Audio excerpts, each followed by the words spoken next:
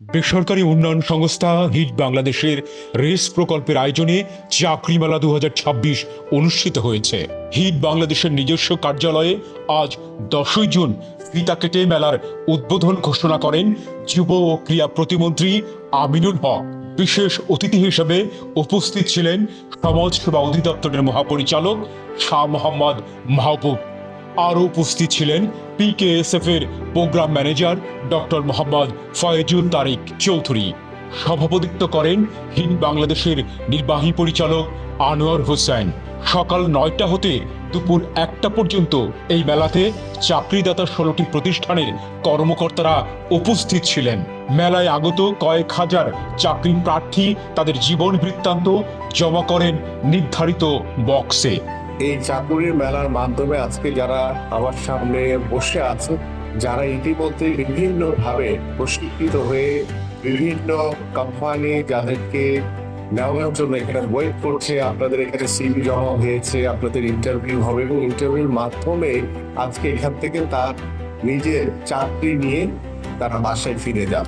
আমি আপনাদের প্রতি রইল শুভকামনা। আমি চাই যে এখানে যারা ইন্টারভিউ দিবেন সবাই যাতে পাস করে, সবারই যাতে চাকরি হয়ে যায়। এই প্রকল্পের আওতায় 970 জন শিক্ষানবিশদের মধ্য থেকে ইতিমধ্যে 509 জনকে মজুরি ভিত্তিক কর্মসংস্থানের ব্যবস্থা করা হয়েছে।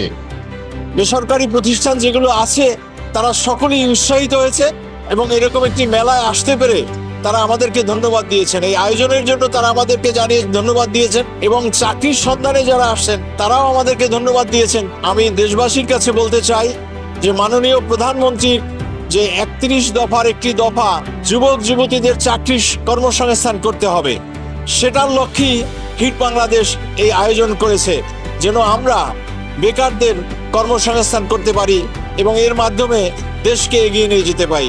এই মেলার মাধ্যমে তরুণ উদ্যোক্তা তৈরিতেও ঋণ সহায়তা প্রদান করা হচ্ছে। চাকরিদাতা তরুণ উদ্যোক্তা ও প্রার্থীদের মহামিলনের এই আয়োজন আগামীতেও অব্যাহত রাখার প্রতিশ্রুতি প্রদান করেন হিট বাংলাদেশের নির্বাহী পরিচালক।